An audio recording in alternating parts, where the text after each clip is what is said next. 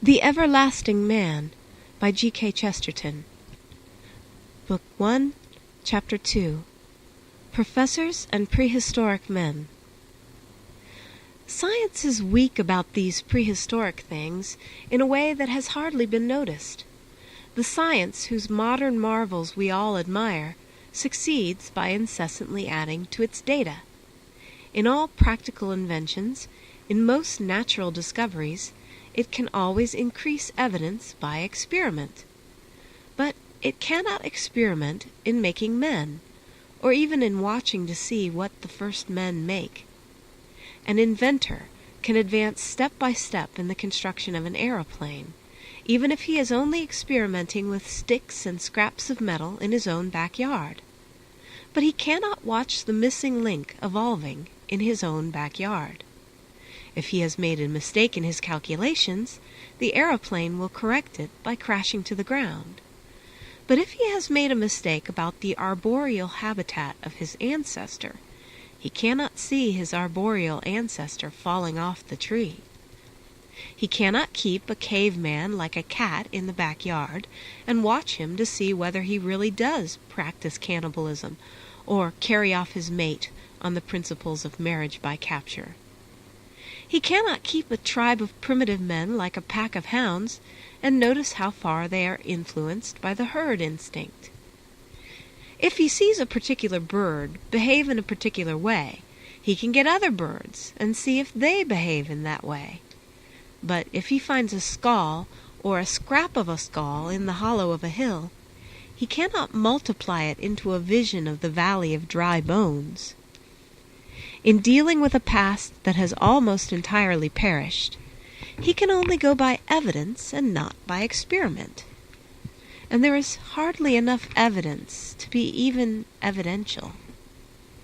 Thus, while most science moves in a sort of curve, being constantly corrected by new evidence, this science flies off into space in a straight line, uncorrected by anything. But the habit of forming conclusions, as they really can be formed in more fruitful fields, is so fixed in the scientific mind that it cannot resist talking like this.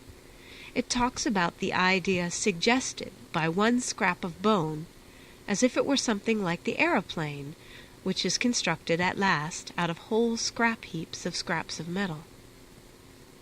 The trouble with the professor of the prehistoric is that he cannot scrap his scrap. The marvelous and triumphant aeroplane is made out of 100 mistakes. The student of origins can only make one mistake and stick to it. We talk, very truly, of the patience of science, but in this department it would be truer to talk of the impatience of science. Owing to the difficulty above described, the theorist is in far too much of a hurry. We have a series of hypotheses so hasty that they may well be called fancies, and cannot in any case be further corrected by facts. The most empirical anthropologist is here as limited as an antiquary. He can only cling to a fragment of the past, and has no way of increasing it for the future. He can only clutch his fragment of fact almost as the primitive man clutched his fragment of flint. And indeed, he does deal with it in much the same way, and for much the same reason. It is his tool, and his only tool. It is his weapon, and his only weapon. He often wields it with a fanaticism far in excess of anything shown by men of science when they can collect more facts from experience, and even add new facts by experiment. Sometimes the professor with his bone becomes almost as dangerous as the dog with his bone, and the dog at least does not deduce a theory from it, proving that mankind is going to the dogs, or that it came from them. For instance, I have pointed out the difficulty of keeping a monkey and watching it evolve into a man. Experimental evidence of such an evolution being impossible, the professor is not content to say, as most of us would be ready to say, that such an evolution is likely enough anyhow. He produces his little bone or little collection of bones and deduces the most marvelous things from it.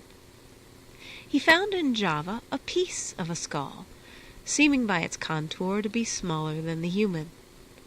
Somewhere near it he found an upright thigh bone, and in the same scattered fashion some teeth that were not human.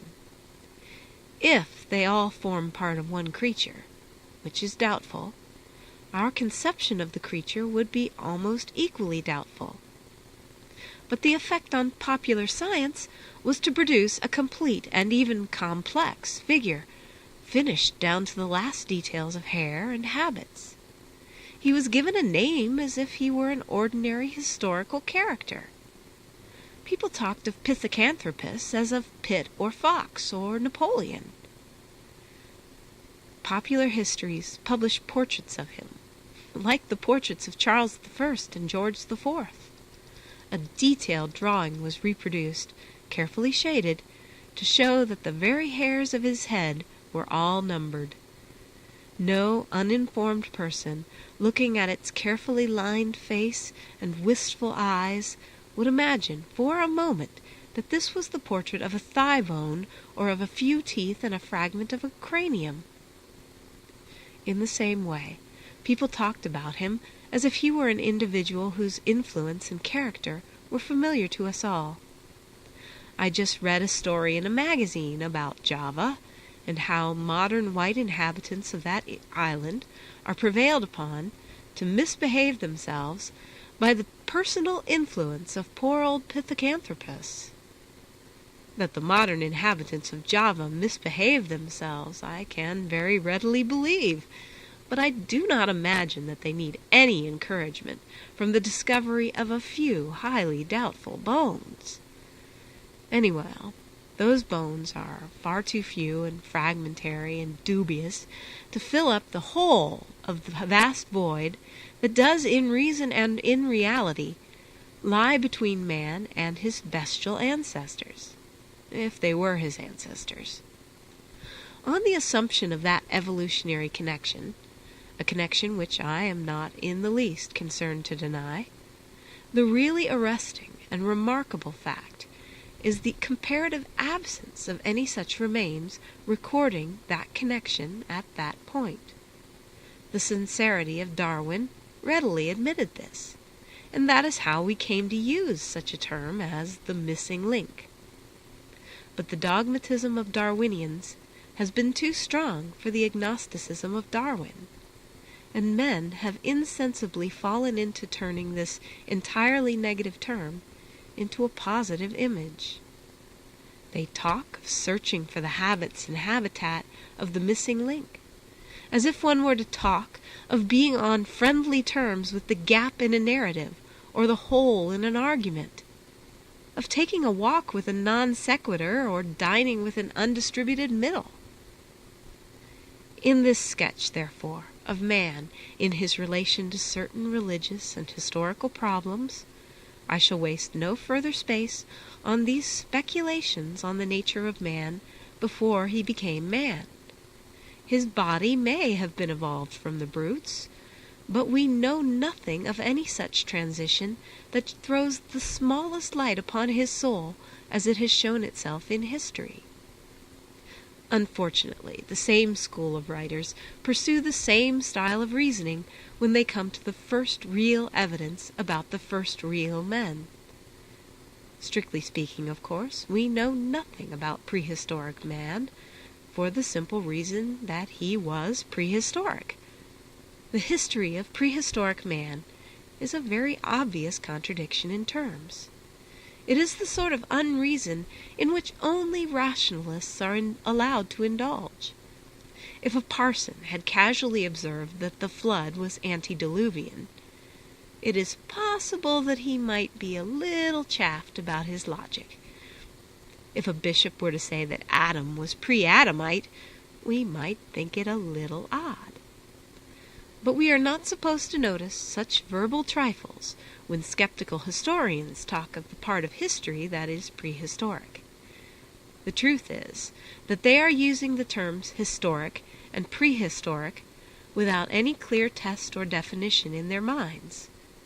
What they mean is that there are traces of human lives before the beginning of human stories, and in that sense we do at least know that humanity was before history. Human civilization is older than human records.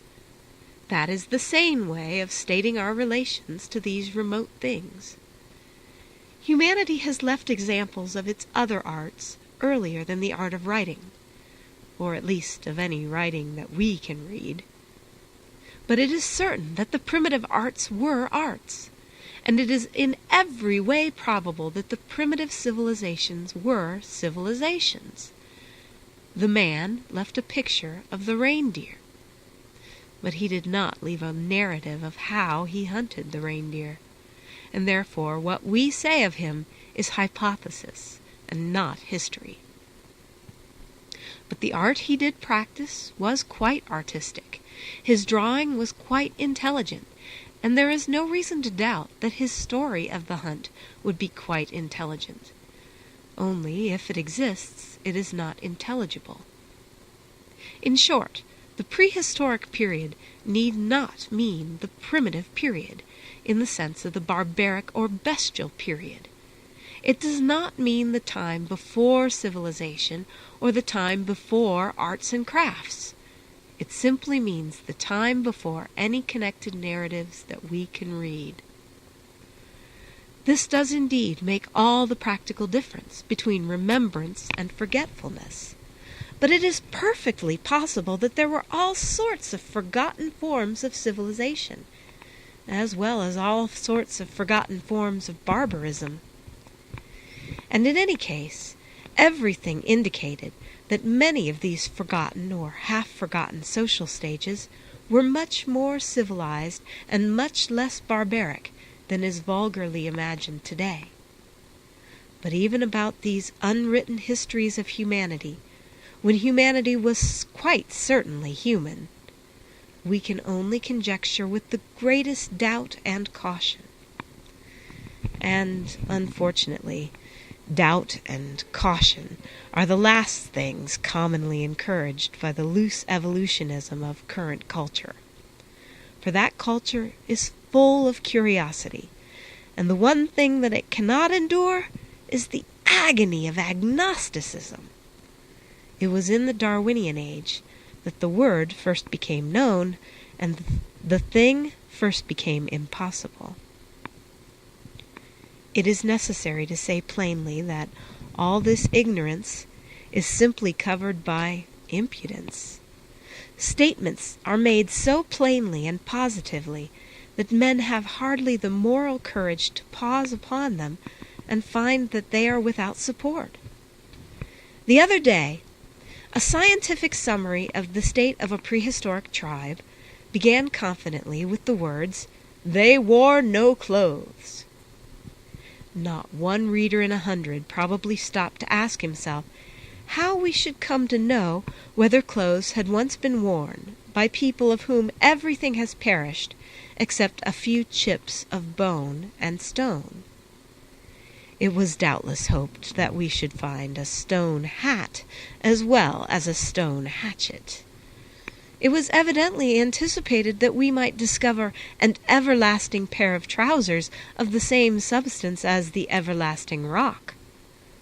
But to persons of a less sanguine temperament, it will be immediately apparent that people might wear simple garments, or even highly ornamental garments, without leaving any more traces of them than these people have left.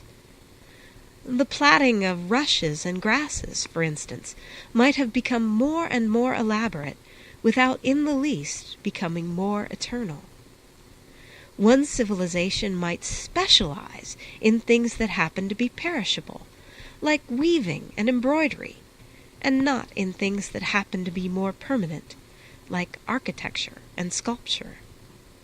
There have been plenty of examples of such specialist societies. A man of the future, finding the ruins of our factory machinery, might as fairly say that we were acquainted with iron and with no other substance, and announced the discovery that the proprietor and manager of the factory undoubtedly walked about naked, or possibly wore iron hats and trousers. It is not contended here that these primitive men did wear clothes any more than they did weave rushes, but merely that we have not enough evidence to know whether they did or not. But it may be worthwhile to look back for a moment at some of the very few things that we do know and that they did do. If we consider them, we shall certainly not find them inconsistent with such ideas as dress and decoration. We do not know whether they decorated other things. We do not know whether they had embroideries, and if they had, the embroideries could not be expected to have remained. But we do know that they did have pictures, and the pictures have remained. And there remains with them, as already suggested, the testimony to something that is absolute and unique, that belongs to man and to nothing else except man, that is a difference of kind and not a difference of degree. A monkey does not draw clumsily and a man cleverly. A monkey does not begin the art of representation and a man carry it to perfection. A monkey does not do it at all. He does not begin to do it at all. He does not begin to do it at all. A line of some kind is crossed before the first faint line can begin. Another distinguished writer, again, in commenting on the cave drawings attributed to the Neolithic men of the reindeer period, said that none of their pictures appeared to have any religious purpose, and he seemed almost to infer that they had no religion. I can hardly imagine a thinner thread of argument than this, which reconstructs the very inmost moods of the prehistoric mind from the fact that somebody who has scrawled a few sketches on a rock, from what motive we do not know, for what purpose we do not know, acting under what customs or conventions we do not know, may possibly have found it easier to draw reindeer than to draw religion. He may have drawn it because it was his religious symbol. He may have drawn it because it was not his religious symbol. He may have drawn anything except his religious symbol. He may have drawn his real religious symbol somewhere else, or it may have been deliberately destroyed when it was drawn. He may have done or not done 500,000 things, but in any case, it is an amazing leap of logic to infer that he had no religious symbol, or even to infer from his having no religious symbol that he had no religion. Now, this particular case happens to illustrate the insecurity of these guesses very clearly. For a little while afterwards, people discovered not only paintings but sculptures of animals in the caves. Some of these were said to be damaged with dints or holes supposed to be the marks of arrows, and the damaged images were conjectured to be the remains of some magic rite of killing the beasts in effigy, while the undamaged images were explained in connection with another magic rite invoking fertility upon the herds. Here again there is something faintly humorous about the scientific habit of having it both ways. If the image is damaged, it proves one superstition, and if it is undamaged, it proves another. Here again there is a rather reckless jumping to conclusions. It has hardly occurred to the speculators that a crowd of hunters imprisoned in winter in a cave might conceivably have aimed at a mark for fun, as a sort of primitive parlor game. But in any case, if it was done out of superstition, what has become of the thesis that it has nothing to do with religion? The truth is that all this guesswork has nothing to do with anything. It is not half such a good parlor game as shooting arrows at a carved reindeer, for it is shooting them into the air. Such speculators rather tend to forget, for instance, that men in the modern world also sometimes make marks in caves. When a crowd of trippers is conducted through the labyrinth of the marvelous grotto or the magic stalactite cavern, it has been observed that hieroglyphics spring into sight where they have passed, initials and inscriptions, which the learned refuse to refer to any remote date. But the time will come when these inscriptions will really be of remote date, and if the professors of the future are anything like the professors of the present, they will be able to deduce a vast number of very vivid and interesting things from these cave writings of the 20th century. And if I know anything about the breed, and if they have not fallen away from the full-blooded confidence of their fathers, they will be able to discover the most fascinating facts about us from the initials left in the magic grotto by Ari and Ariet, possibly in the form of two intertwined A's. From this alone they will know, 1. That as the letters are rudely chipped with a blunt pocket-knife, the 20th century possessed no delicate graving tools and was unacquainted with the art of sculpture. 2. That as the letters are capital letters, our civilization never evolved any small letters or anything like a running hand. 3. That because initial consonants stand together in an unpronounceable fashion, our language was possibly akin to Welsh, or more probably of the early Semitic type that ignored vowels. 4. That as the initials of Ari and Ariet do not in any special fashion profess to be religious symbols, our civilization possessed no religion. Perhaps that last is about the nearest to the truth, for a civilization that had religion would have a little more reason. It is commonly affirmed again that religion grew in a very slow and evolutionary manner, and even that it grew not from one cause, but from a combination that might be called a coincidence. Generally speaking, the three chief elements in the combination are, first, the fear of the chief of the tribe, whom Mr. Wells insists on calling with regrettable familiarity the old man. Second, the phenomena of dreams. And third, the sacrificial associations of the harvest and the resurrection, symbolized in the growing corn.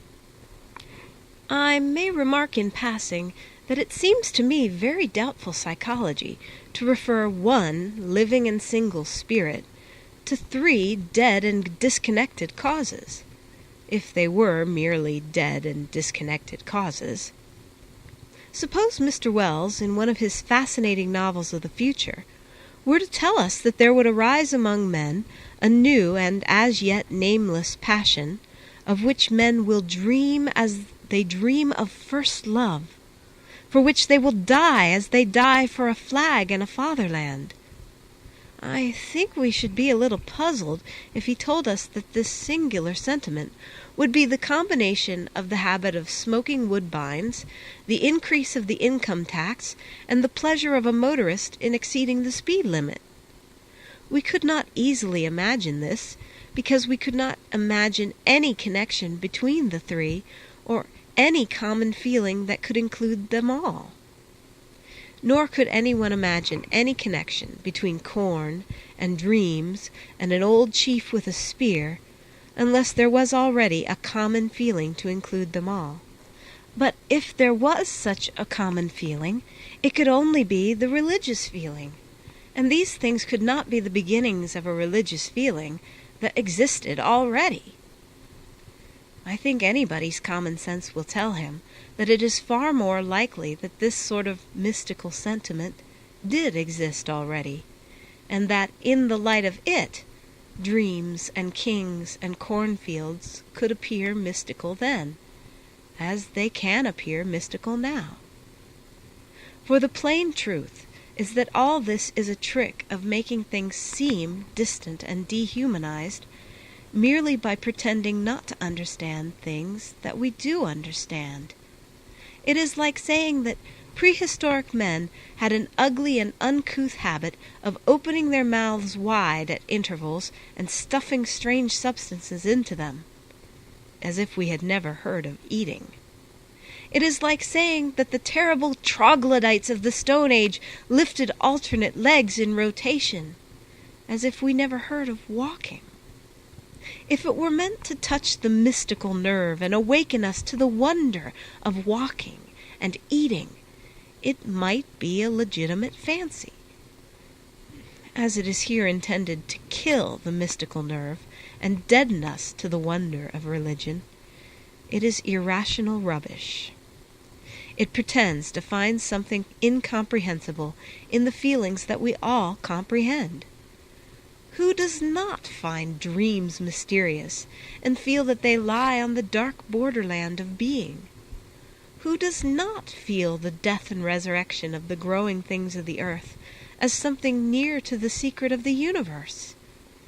Who does not understand that there must always be the savor of something sacred about authority and the solidarity that is the soul of the tribe? If there be any anthropologist who really finds these things remote and impossible to realize, we can say nothing of that scientific gentleman, except that he has not got so large and enlightened a mind as a primitive man. To me, it seems obvious that nothing but a spiritual sentiment already active could have clothed these separate and diverse things with sanctity. To say that religion came from reverencing a chief or sacrificing at a harvest is to put a highly elaborate cart before a really primitive horse. It is like saying that the impulse to draw pictures came from the contemplation of the pictures of reindeers in the cave. In other words, it is explaining painting by saying that it arose out of the work of painters, or accounting for art by saying that it arose out of art. It is even more like saying that the thing we call poetry arose as a result of certain customs, such as that of an ode being officially composed to celebrate the advent of spring, or that of a young man rising at a regular hour to listen to the skylark and then writing his report on a piece of paper. It is quite true that young men often become poets in the spring, and it is quite true that when once there are poets, no mortal power can restrain them from writing about the skylark. But the poems did not exist before the poets. The poetry did not arise out of the poetic forms.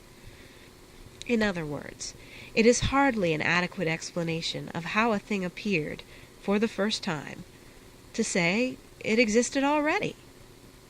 Similarly, we cannot say that religion arose out of the religious forms, because that is only another way of saying that it only arose when it existed already. It needed a certain sort of mind to see that there was anything mystical about the dreams or the dead, as it needed a particular sort of mind to see that there was anything poetical about the skylark or the spring. That mind was presumably what we call the human mind, very much as it exists to this day, for mystics still meditate upon death and dreams, as poets still write about spring and skylarks.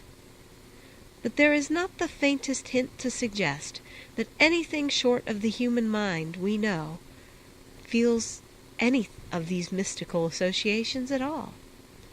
A cow in a field seems to derive no lyrical impulse or instruction from her unrivaled opportunities for listening to the skylark. And similarly, there is no reason to suppose that live sheep will ever begin to use dead sheep as the basis of a system of elaborate ancestor worship. It is true that in the spring a young quadruped's fancy may lightly turn to thoughts of love, but no succession of springs has ever led it to turn, however lightly, to thoughts of literature. And in the same way, While it is true that a dog has dreams, while most other quadrupeds do not seem to have even that, we have waited a long time for the dog to develop his dreams into an elaborate system or religious ceremonial. We have waited so long that we have really ceased to expect it, and we no more look to see a dog apply his dreams to ecclesiastical construction than to see him examine his dreams by the rules of psychoanalysis. It is obvious, in short, that for some reason or other these natural experiences and even natural excitements never do pass the line that separates them from creative expression like art and religion in any creature except man. They never do, they never have, and it is now to all appearance very improbable that they ever will. It is not impossible, in the sense of self-contradictory, that we should see cows fasting from grass every Friday, or going on their knees, as in the old legend about Christmas Eve. It is not in that sense impossible that cows should contemplate death until they can lift up a sublime psalm of lamentation to the tune the old cow died of. It is not in that sense impossible that they should express their hopes of a heavenly career in a symbolic dance in honor of the cow that jumped over the moon. It may be that the dog will at last have laid in a sufficient store of dreams to enable him to build a temple to Cerberus as a sort of canine trinity. It may be that his dreams have already begun to turn into visions capable of verbal expression, in some revelation about the dog star as the spiritual home for lost dogs. These things are logically possible, in the sense that it is logically difficult to prove the universal negative which we call an impossibility. But all that instinct for the probable, which we call common sense, must long ago have told us that the animals are not, to all appearance, evolving in that sense, and that, to say the least, we are not likely to have any personal evidence of their passing from the animal experience to the human experiments. But spring, and death, and even dreams, considered merely as experiences, are their experiences as much as ours. The only possible conclusion is that these experiences, considered as experiences, do not generate anything like a religious sense in any mind except a mind like ours. We come back to the fact of a certain kind of mind that was already alive and alone. It was unique, and it could make creeds as it could make cave drawings. The materials for religion had lain there for countless ages, like the materials for everything else. But the power of religion was in the mind. Man could already see in these things the riddles and hints and hopes that he still sees in them. He could not only dream, but dream about dreams.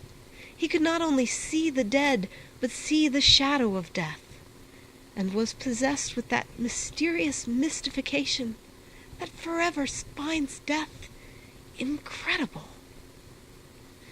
It is quite true that we have even these hints chiefly about man when he unmistakably appears as man. We cannot affirm this or anything else about the alleged animal originally connecting man and the brutes. But that is only because he is not an animal but an allegation. We cannot be certain that Pithecanthropus ever worshipped, because we cannot be certain that he ever lived. He is only a vision called up to fill the void that does in fact yawn between the first creatures who were certainly men and any other creatures that are certainly apes or other animals. A few very doubtful fragments are scraped together to suggest such an intermediate creature, because it is required by a certain philosophy. but nobody supposes that these are sufficient to establish anything philosophical, even in support of that philosophy. A scrap of skull found in Java cannot establish anything about religion or about the absence of religion. If there ever was any such ape man, he may have exhibited as much ritual in religion as a man, or as much simplicity in religion as an ape. He may have been a mythologist, or he may have been a myth. It might be interesting to inquire whether this mystical quality appeared in a transition from the ape to the man, if there were really any types of the transition to inquire about. In other words, the missing link might or might not be mystical if he were not missing. But compared with the evidence we have of real human beings, we have no evidence that he was a human being, or a half-human being, or a being at all. Even the most extreme evolutionists do not attempt to deduce any evolutionary views about the origin of religion from him. Even in trying to prove that religion grew slowly from rude or irrational sources, they begin their proof with the first men who were men. But their proof only proves that the men who were already men were already mystics. They used the rude and irrational elements as only men and mystics can use them.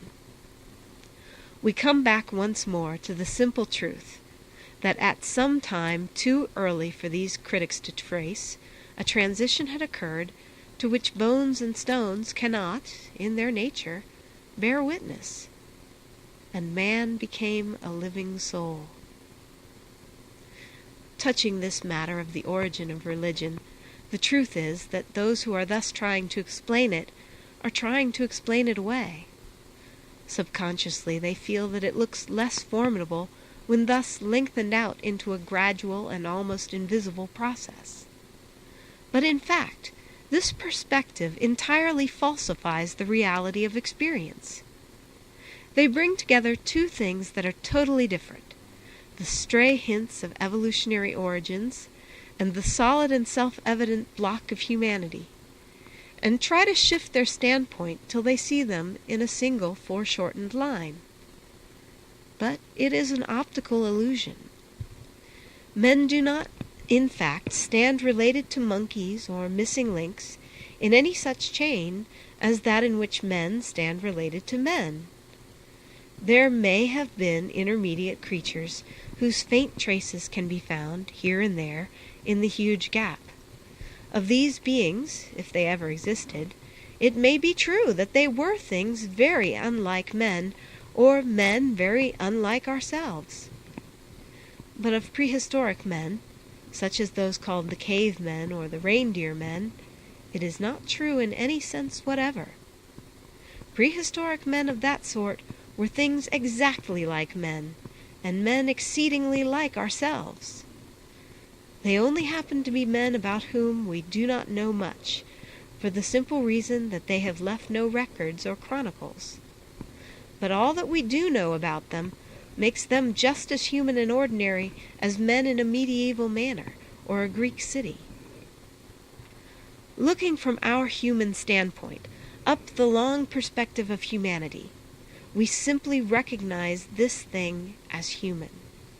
If we had to recognize it as animal, we should have had to recognize it as abnormal.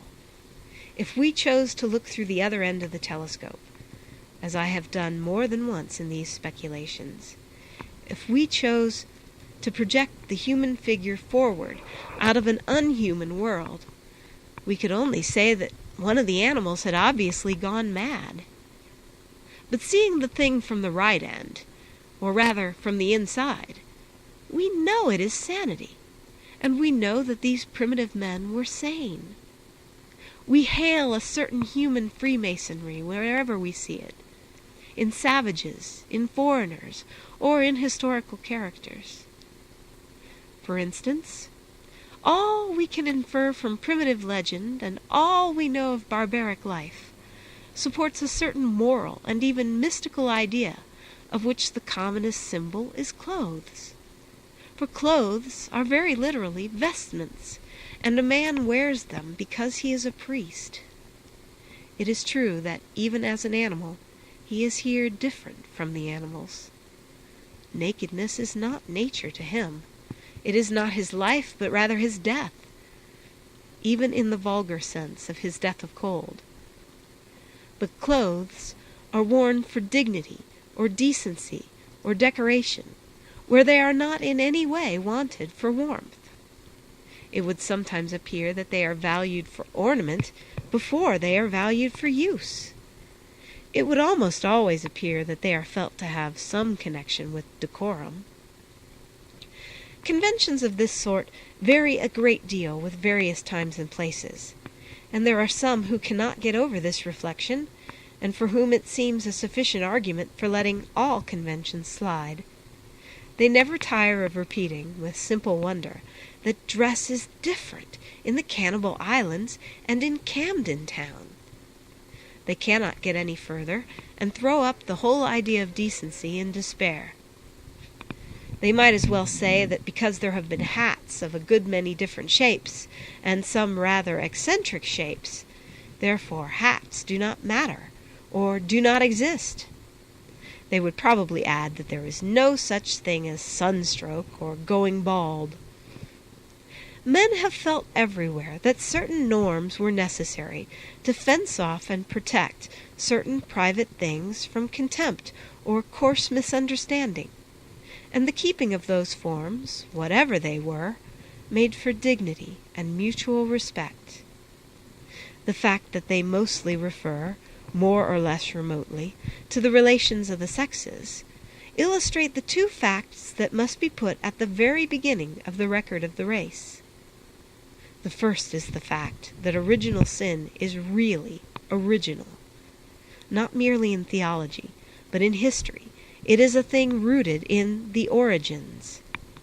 Whatever else men have believed, they have all believed that there is something the matter with mankind.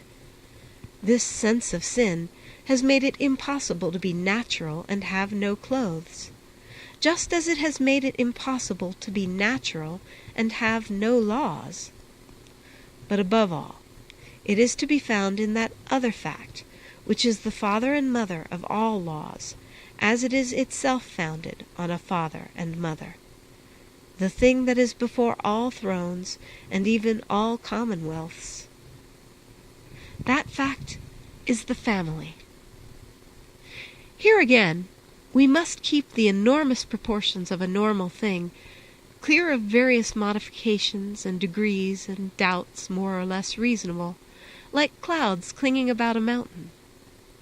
It may be that what we call the family had to fight its way from or through various anarchies and aberrations, but it certainly survived them, and is quite as likely as not to have also preceded them.